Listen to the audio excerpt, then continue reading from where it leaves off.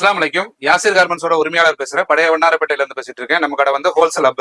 ஓகேங்களா? இப்போ வந்து கிட்ஸ் வேர் ஐட்டம் வந்திருக்கு. அதாவது பர்ன் பேபி, பிறந்த குழந்தை கேட்பாங்க. அந்த ஐட்டம் இப்போ நம்ம கிட்ட இப்போ நிறைய வைரஸஸ் நம்ம ஆட் பண்ணிருக்கோம்.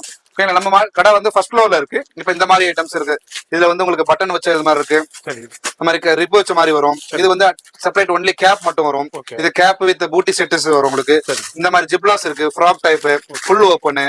இது வந்து நான் காமிக்கிறது எல்லாமே ஜஸ்ட் ஃபார் சாம்பிள் தான்.